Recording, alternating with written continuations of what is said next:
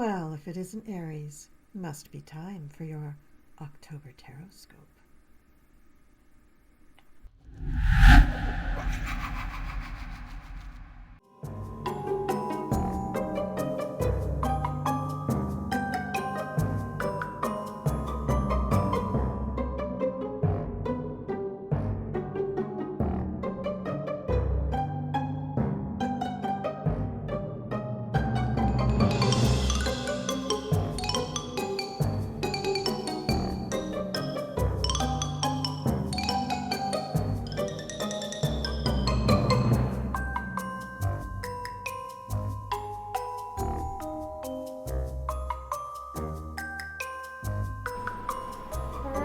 Aries, this is your reading for October, and we're starting out with the King of Wands.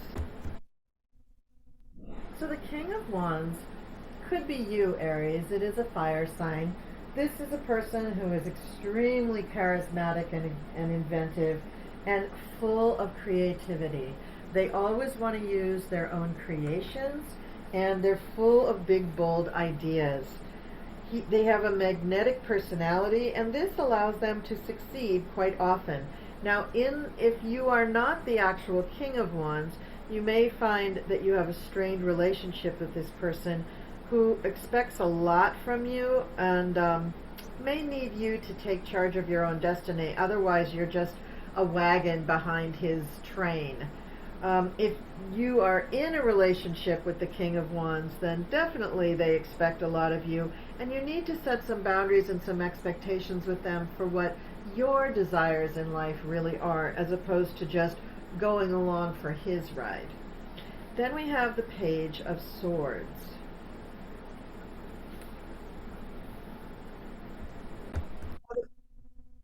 Now, the Page of Swords is the prototypical little kid that asks why. Every time you ask them to do something, they ask why. Eventually, they have to learn to do as they're told, especially when they're young, so they don't get hurt. But this is an inquisitive, rambunctious, headstrong, insubordinate, mischievous little person who just wants to know how things work. So you may find that they are interrupting and disobeying, but it isn't out of a need to bug you or to be defiant so much as they just are very, very curious about the world.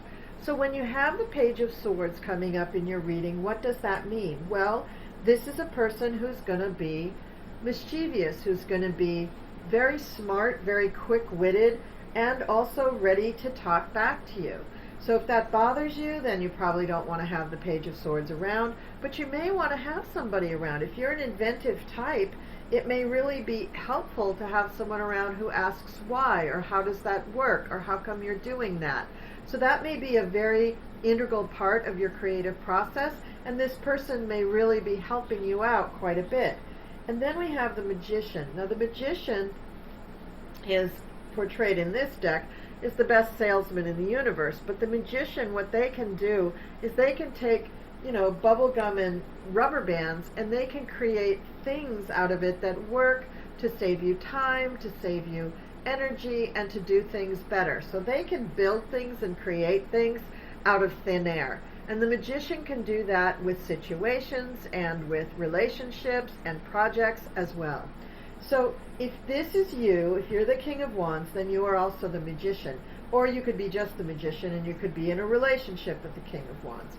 In this deck, they do talk a lot about relationships because they're portraying the prototypical 1950s, 1960s suburban family.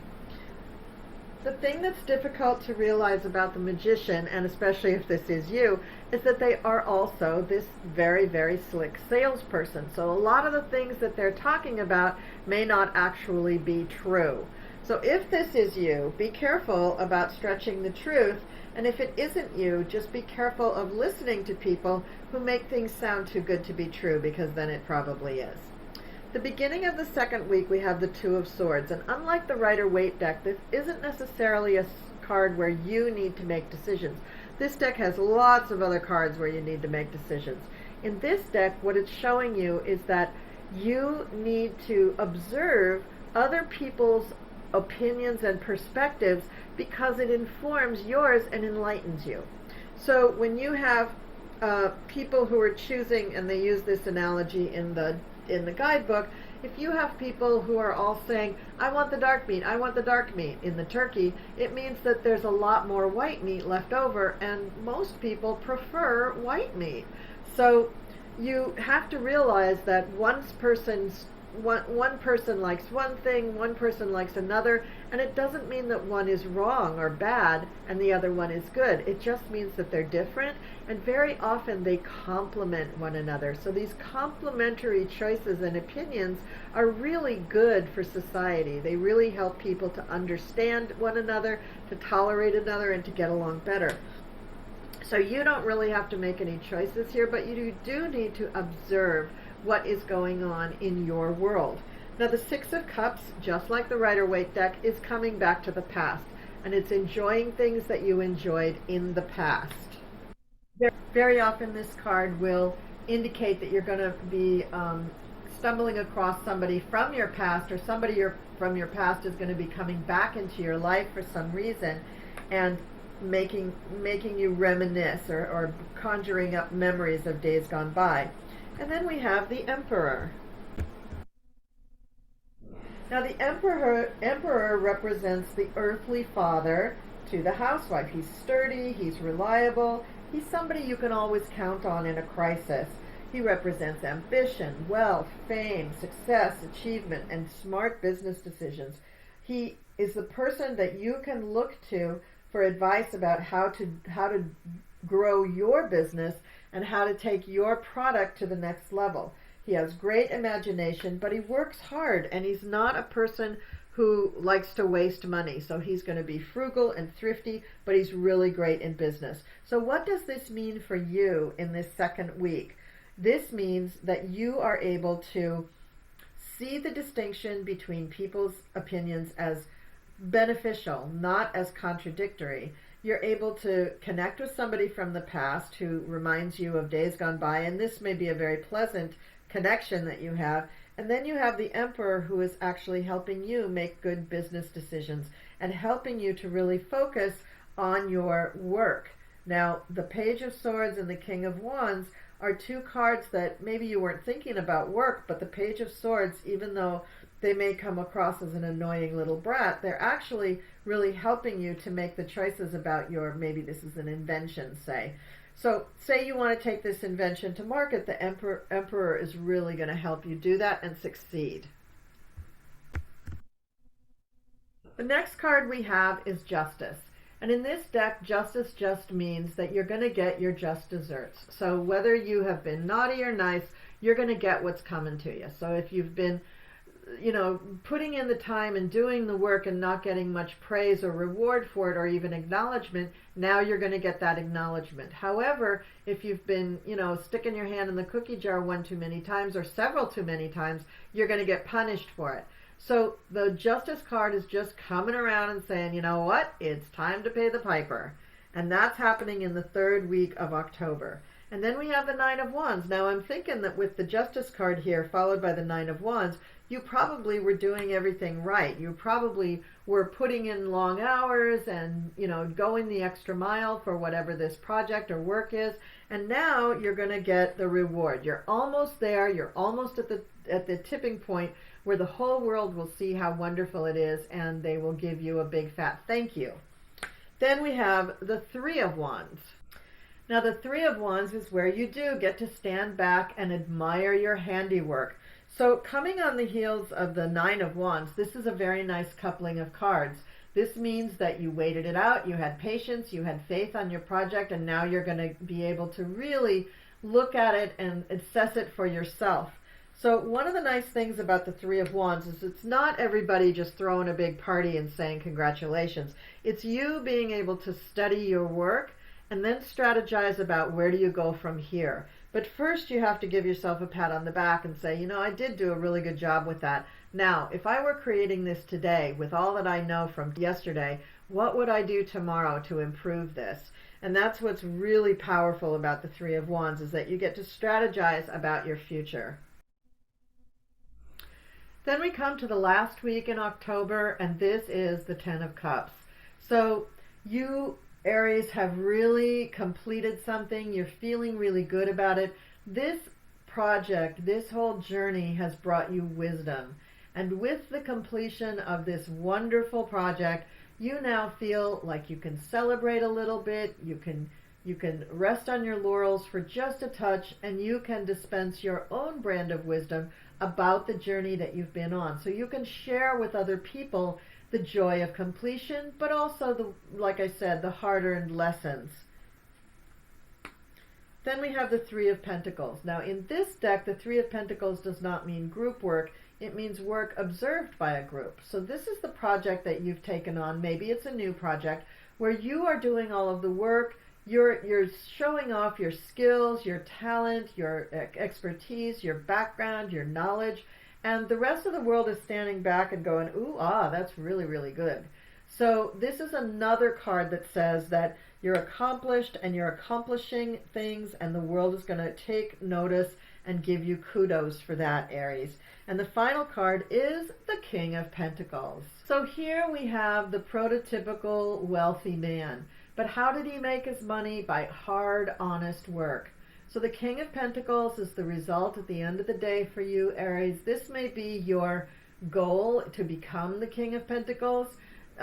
This is a person who is generous but tends to express themselves with money or gifts to their friends and loved ones rather than words. So this guy has worked. And this is where you were just before with the Three of Pentacles. So this is your hero. This is the person that you're emulating. And I think it shows that in the future you're going to have much success going in this direction.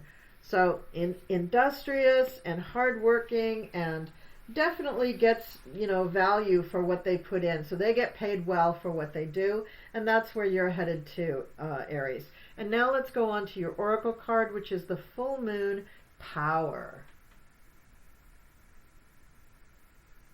And this card says, step into your true power, shine brightly, do not hide who and what you are.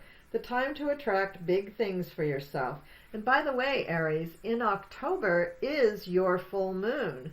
So it's really interesting that you got this. So this is saying, take advantage of the full moon. Be sure to watch my video about the Aries full moon so you can take advantage of that energy. The time is right to attract big things for yourself. Ancestral energy is important. Open your mind to larger possibilities. Big magic can be wrought. And you should be saying to yourself, I have power. It is real. Go outside on a clear night and look up. Hopefully you'll see the stars a-twinkling. If you are really lucky, you might see the swirling Milky Way spilling across the darkness. And then there she is, the big full moon, unmistakable in her glory and power.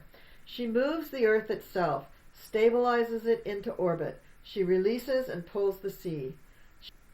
She is the object of devotion, the inspiration of poems, the realm of goddesses, and she has witnessed the very first of us rise up on two legs and venerate her. Generation after generation, we have stood barefoot under the same moon, wishing, setting intentions, dancing, and drawing her graceful power. You are made of the very swirling matter that is the stuff of stars. You are pure possibility, changing constantly, renewing, and transforming. Take this moment to recognize that power and rejoice in it, for your next step is the precursor to your future self. And the stone for this phase is Moonstone. No surprise there. All right, so Aries, that is your October Tarotscope. Be sure to watch the video about the Aries full moon because that's going to be really apropos for you. Thank you so much for liking, sharing, and subscribing. I really appreciate it, and it helps the channel out so much. I am also still reading at the New York Renaissance Fair from August 27th to October 9th. Every weekend, I am in the booth called The Cool Crone. So be sure you stop by and get a reading. It's my first year having my own booth. I've always read at the fair, but this year I have my own booth, which is very, very exciting. And if you want to book any kind of a reading with me, please go to my website. In fact, if you go to my website, the little pop-up will tell you about the New York Renaissance Fair. In addition, I am doing 2 fairs in New Jersey the weekend after the Renaissance Fair finishes, which are October 15th and October 16th. And for those fairs, you can book a reading ahead of time on my website. The readings are less expensive at the fairs because they're shorter, but if you want a full-blown reading or you want an astrology reading also on my website, you can certainly book that, and I would love to meet you doing a reading. So thank you so much for watching. Have a wonderful month of October, Aries. I'm so excited for you. This is a very, very exciting reading. And with that, I'm going to say good luck with all the things that you're doing, and I will see you next time.